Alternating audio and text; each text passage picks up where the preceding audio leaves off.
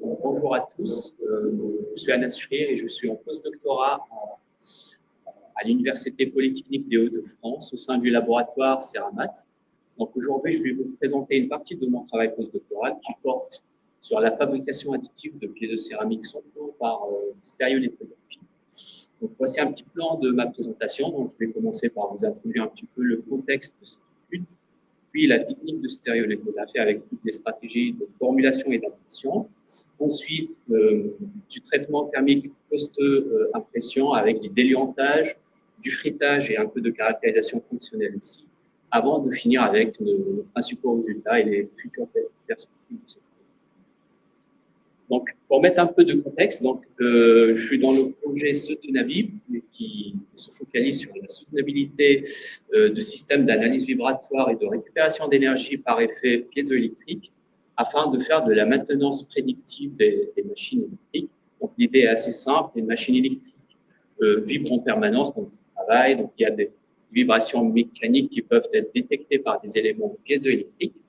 On peut analyser ce signal électrique afin de remonter à la présence ou non des défauts dans ces machines électriques, ou on peut aussi récolter une partie de cette énergie afin de faire un peu d'énergie harvesting, afin d'envisager à plus long terme des systèmes de monitoring qui soient autonomes.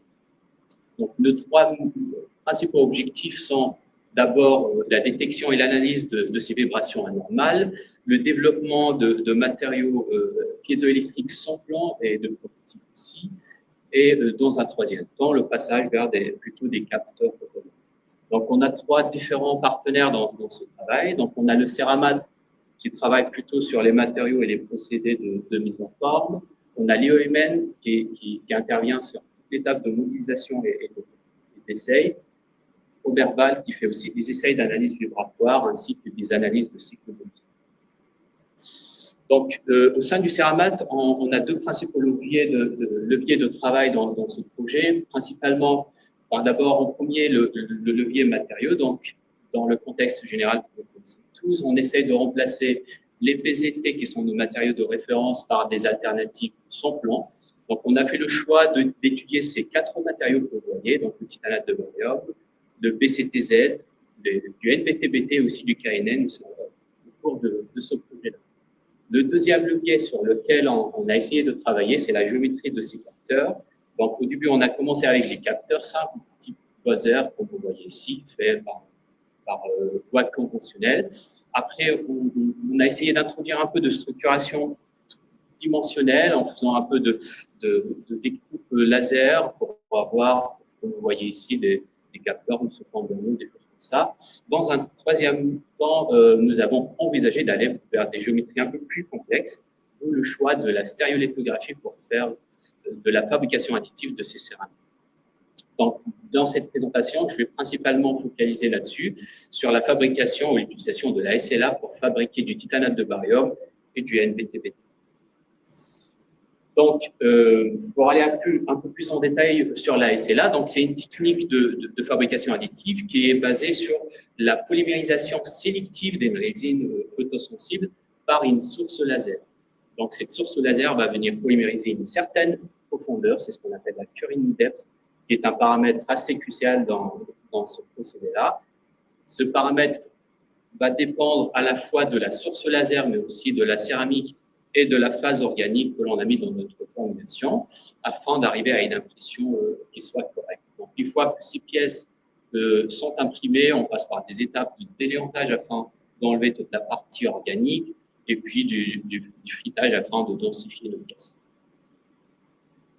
Donc, un peu plus en détail sur la formulation. Donc, on a quatre principaux ingrédients que l'on retrouve régulièrement dans les formulations SLA. Donc, on a la partie monomère, ce sont nos briques de base qui vont constituer nos chaînes polymériques, qui vont piéger les particules céramiques. Donc, on a de la poudre céramique, un dispersant, et aussi des photoinitiateurs, c'est ce qui va plutôt initier cette réaction de polymérisation.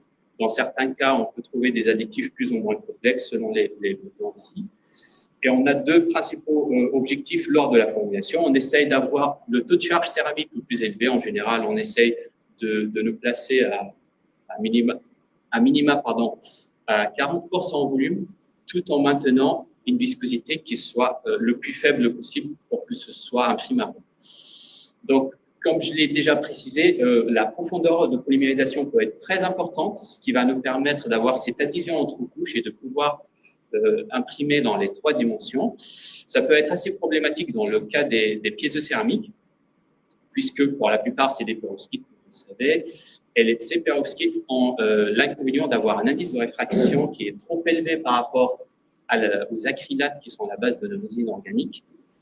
Donc, ces différents indices de réfraction va donc provoquer des phénomènes de diffusion de lumière qui sont accrus et donc ils vont limiter la profondeur polymérisée.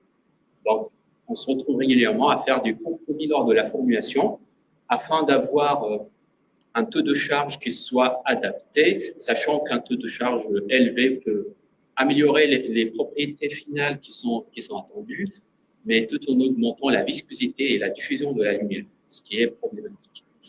Donc, pour vous donner quelques exemples de formulation, donc ici vous avez une formulation pour le matériau NBTBT avec comme base organique une résine qui est un mélange de monomère avec un photoinitiateur.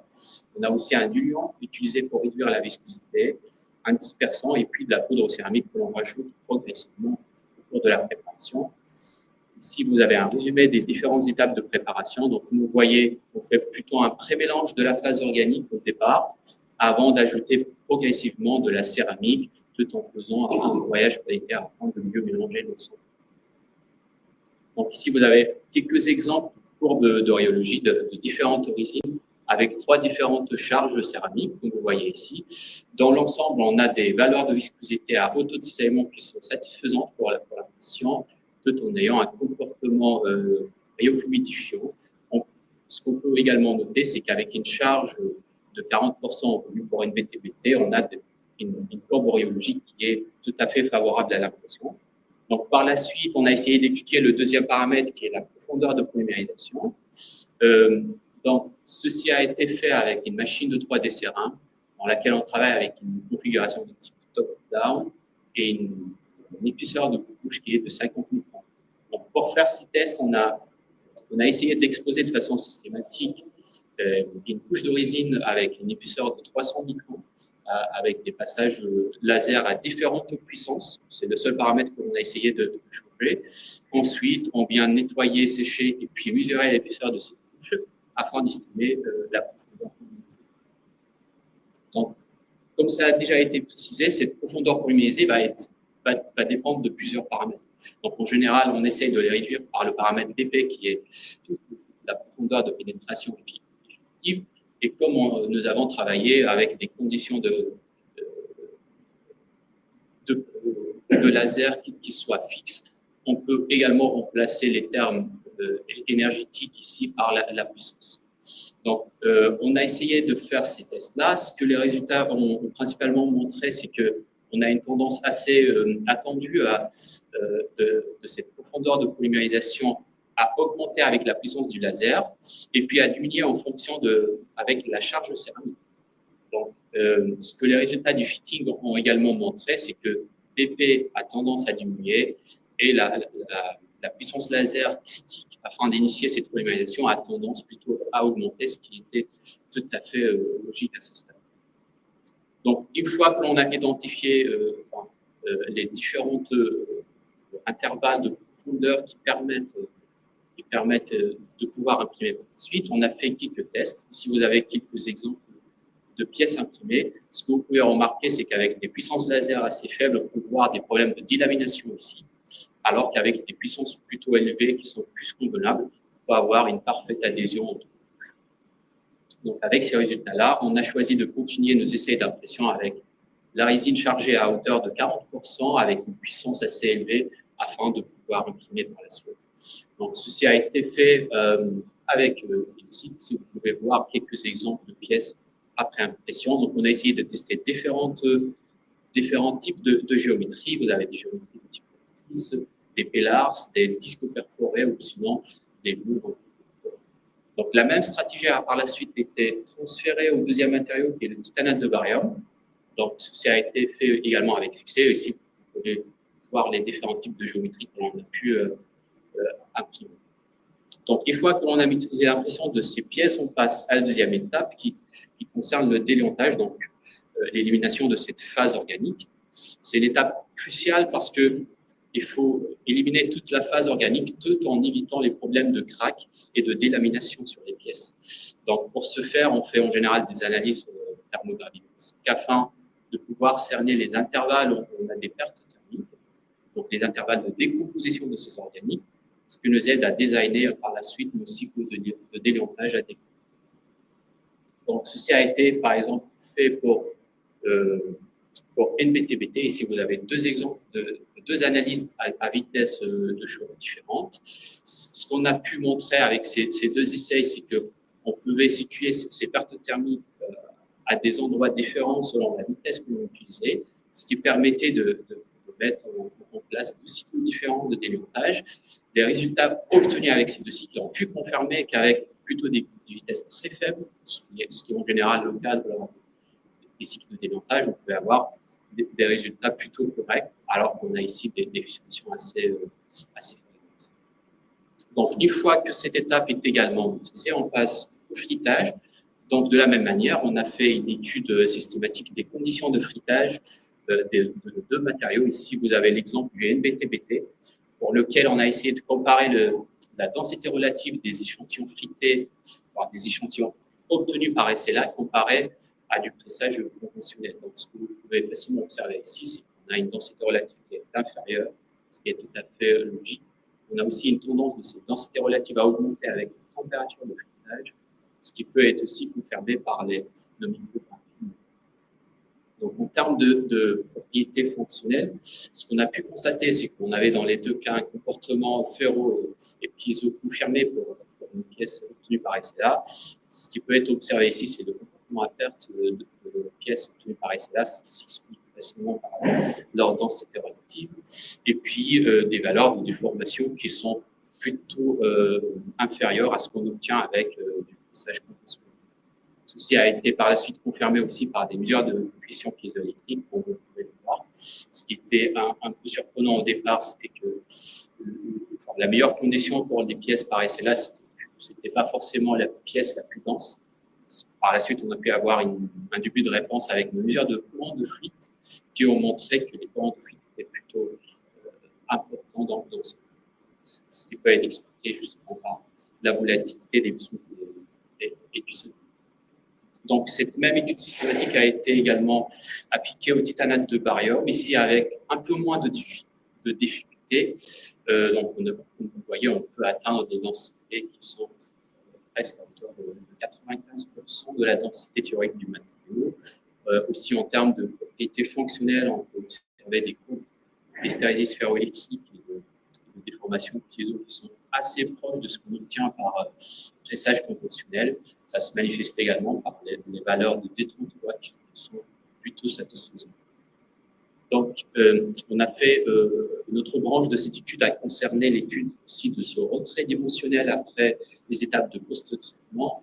Donc, on a fait une étude du retrait dans les 3 dimensions afin de pouvoir par la suite estimer ce qu'on appelle des facteurs d'échelle. C'est des facteurs qui vont nous permettre de surestimer les dimensions imprimées afin de revenir aux dimensions souhaitées après. Ici, vous avez également quelques exemples de géométrie, cette fois après déliantage et fritage pour le titanate. Donc, pour essayer de conclure par rapport à ces travaux, donc, nous avons démontré que c'était possible pour nous de développer des suspensions qui sont imprimables par SLA et cela avec 2 matériaux différents, avec du NBT-BT et du titane. Nous avons également réussi à faire toute une étude systématique des conditions de post-traitement afin d'enlever toute la matière organique et puis de pouvoir densifier le matériau, ce qui nous a permis d'obtenir des propriétés fonctionnelles qui sont à ce stade-là assez satisfaisantes. Par la suite, dans ce travail, on envisage d'optimiser un peu plus le process afin d'avoir accès à des densités relatives qui soient encore un peu plus proches de ce qu'on obtient par procédé conventionnel. On peut également étendre tout ce savoir-faire à d'autres matériaux, notamment à des matériaux que l'on fait déjà par voie conventionnelle, à savoir des BCTZ ou du PNL. On peut également envisager de l'intégration dans des prototypes de de capteurs et de la validation ou de la démonstration d'application. Je voudrais juste finir en remerciant mes partenaires et collègues dans le projet, que ce soit au sein du CERAMAT, de l'IEMN ou de l'Europal. Je remercie également les organisateurs de cette conférence et vous remercie pour l'invitation.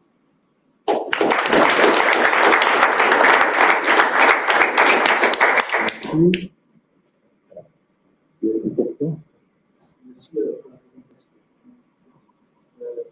J'ai l'impression que c'est quoi la toute petite taille qui arrive à faire. Ouais.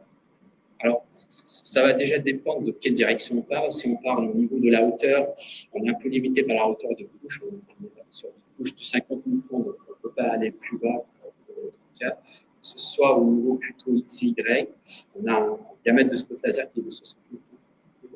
60 microns. On n'a pas essayé de s'en rapprocher trop. On a quand même quelques essais, on a essayé de descendre assez bas. J'ai peut-être quelques images de ce qu'on peut peut-être obtenir dans ce cas de figure-là. On peut avoir des choses assez résolues, finalement, à ce niveau-là. Ici, pour vous donner un ordre d'idée, on est plutôt sur un gap ici qui est d'à peu près 150 à 200 microns. En fait, ça dépend de la laser qui est limitant à ça. En taille enfin, on n'a pas la main de toute façon sur cette machine-là pour pouvoir l'ajuster. Donc, c'est quelque chose qui est déjà très défini sur la machine. Une question qui est technique, c'est on va démarrer avec le côté application pour récupération des ce qui est bien avec les formes de données, c'est que quand ça vit avec une machine ne deviendra de la même façon que la machine. Donc, les fréquences qui sont optimales en jouant sur la géométrie, il y a moyen d'adapter le dispositif. Alors, ce qu'on a essayé de faire dans un premier temps, c'était de partir déjà sur des capteurs simples, parce que l'idée de base, c'était déjà de comprendre dans quelle direction, sur des machines purement classiques, on avait des déformations importantes. Et puis, la deuxième idée, c'est qu'une fois que l'on a identifié les modes de déformation qui répondaient le plus sur ces capteurs de base, on pouvait faire un peu de modélisation à côté. C'est le travail qui a déjà été entamé. Donc, enfin, toute l'optique derrière, c'est de dire qu'il faut être préparé à l'idée de pouvoir imprimer des choses qui ont été déjà modélisées avec des performances qui sont optimales. Merci, c'était impressionnant. J'avais une question sur les courants de fuite sur ta température intermédiaire sur le critère. C'est reproductible ou c'est juste parce que une pastille, une pastille qui est juste de bonne qualité que l'autre. Alors, est-ce que c'est reproductible dans ce cas-là? Ça veut dire que vous regardez dans la composition de céramique à la fin, en RX, le MA, c'est qu'on a eu la volatilité de ces éléments, ou est-ce que c'est vraiment peut-être cette pastille à 1180 qui elle était vraiment de bonne qualité? Alors, pour vous rassurer, déjà les tests ils sont faits sur plusieurs styles placés différemment à défaut, et puis le test est reproduit à chaque fois de façon à vérifier que le résultat se reflète vraiment une même physique derrière, et que ce ne soit pas un certain hasard ou un certain paramètre. Alors, ce qu'on a essayé de faire aussi, c'est de mettre une pastille dans un lit de poudre artificielle avec un excès d'alcalin et de smooth. Ça n'a pas été très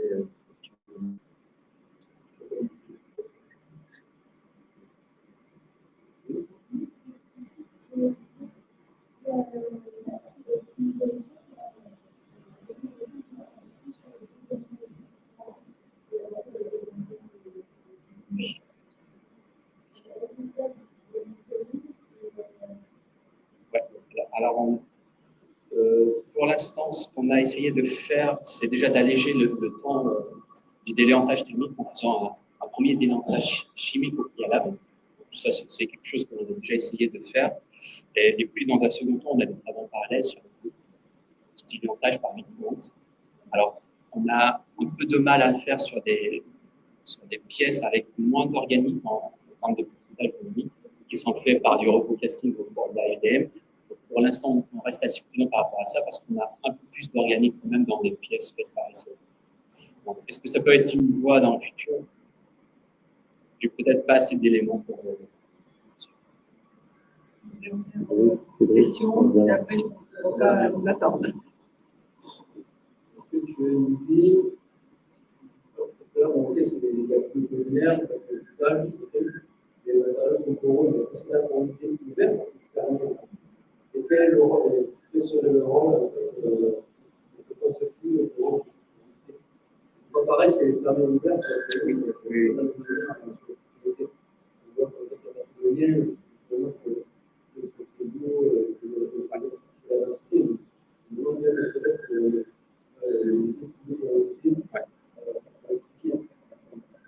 Alors, pour la plus basse température, on est plutôt sur un certain pourcentage de porosité plutôt ouverte. Quand on passe un peu à des températures plus élevées, on est un petit peu, si vous voulez, à la limite entre la fermeture et de la porosité ouverte et beaucoup plus de porosité fermée à ce stade. Donc, pour les problèmes c'est ça qui nous pousse aussi à dire que pour cette plus grande température, les courants d'eau fluide sont plutôt liés à des problèmes de défaut chimique et non pas à de la porosité. Or, ce n'est pas le cas pour, par exemple, la céramique qui est à 1100 par exemple. Merci à tous les orateurs de la matinée. Donc, il y a le repas et après, alors ce qui est important, à 13h30,